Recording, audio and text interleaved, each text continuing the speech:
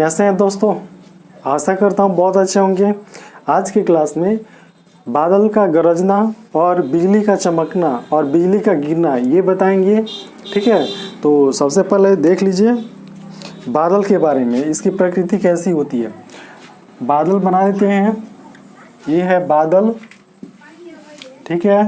ये लगभग 15 से 18 किलोमीटर 19 किलोमीटर की ऊंचाई पर क्या है, उड़ रहा है। ठीक है। अब देखिए बादल बनते किससे। इन बादलों में जल के कण, वायु के कण और बर्फ के कण मिले होते हैं।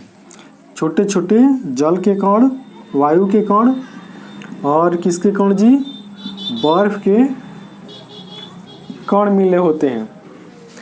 बादलों में बादल इसका निचला हिस्सा ठंडा होता है। बादलों का निचला हिस्सा कैसा होता है जी, ठंडा होता है। और ऊपरी हिस्सा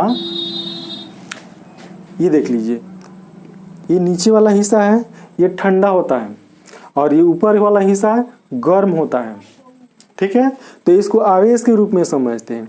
इसके निचले हिस्से में ऋण आवेश होता है यानी ठंडक होती है। ठीक है, और ऊपरी हिस्से में धन आवेश होता है यानी गर्म होता है। ठीक है, जब ये बादल के कण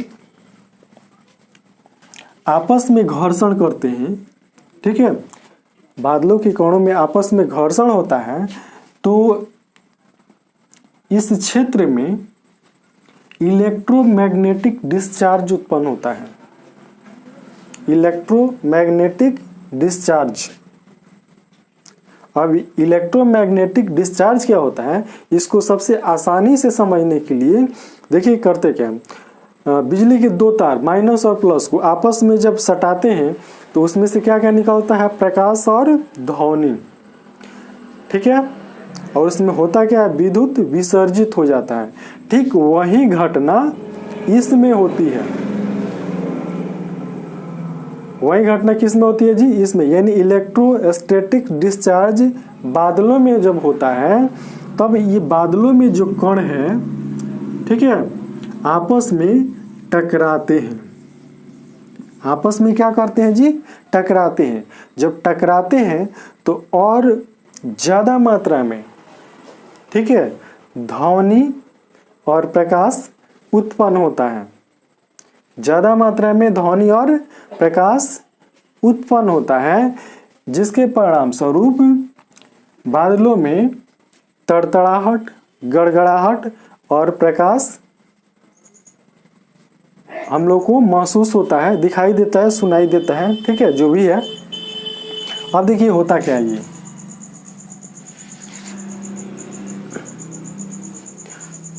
प्रकाश जो है पहले दिखाई देती है, मतलब प्रकाश है पहले दिखाई देता है और बाद में ध्वनि सुनाई देता है।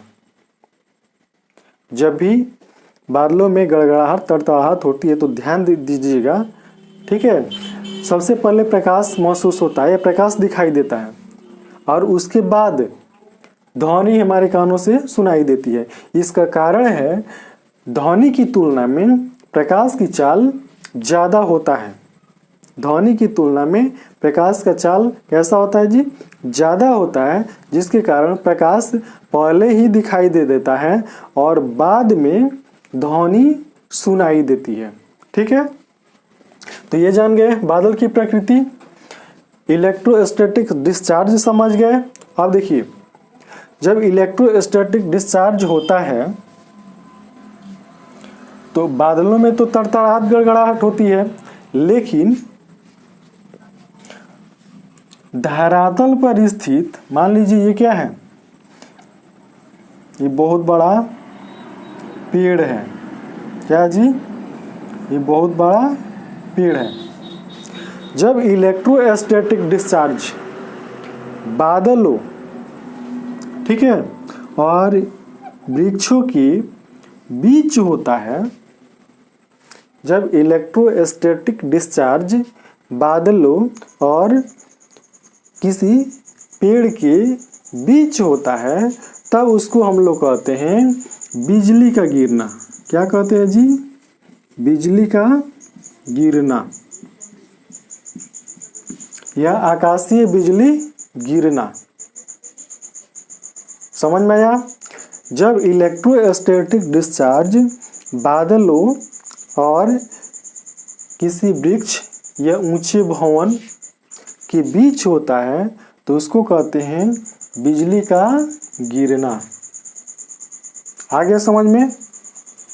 उसके बाद देखिए, जब ये बिजली गिरती है, जिस भी वृक्ष पर गिरती है, तो भारी मात्रा में विद्युत बादलों से यानी आकाश से धरती में इस वृक्ष के माध्यम से प्रवाहित हो जाता है, नीचे चला जाता है। ऊपर से आएगा और नीचे चला जाएगा और वृक्ष को काफी नुकसान भी पहुंचाता है। ठीक है?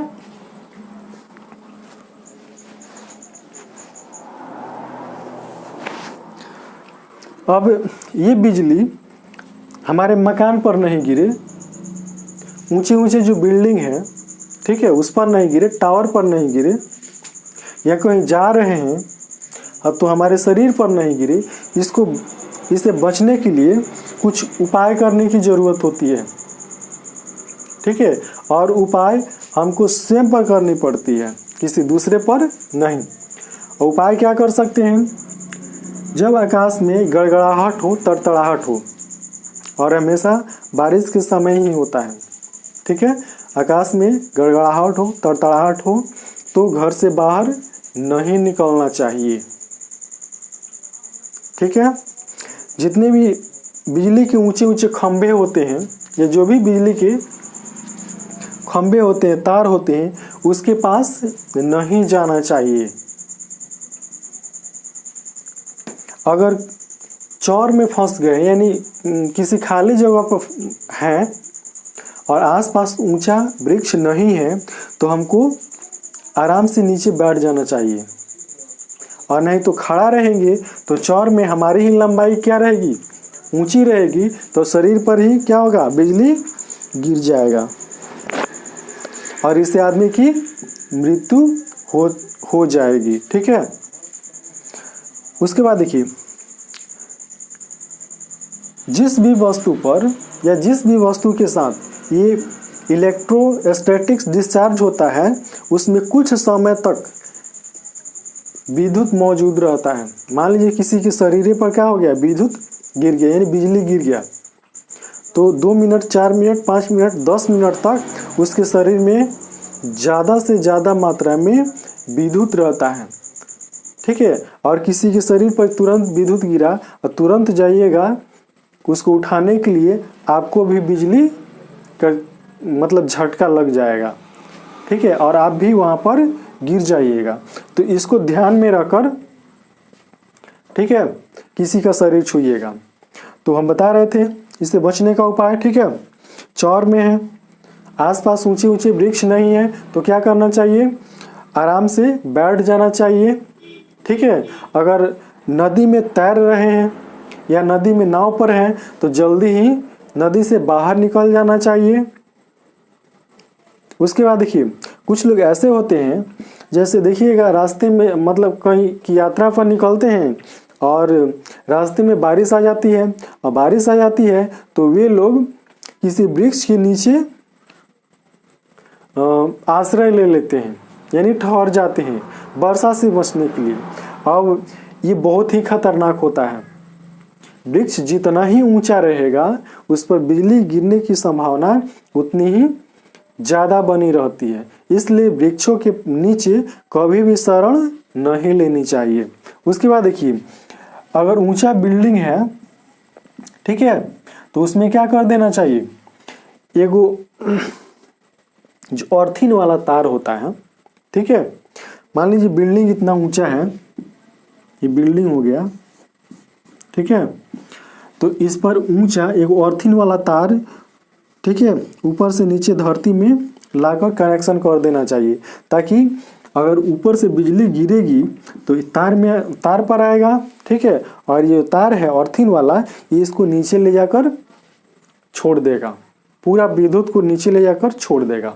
ठीक है, तो इस तरह हमारा बिल्डिंग जो है वो नुकसान होने से बच जाएगा। ठीक है।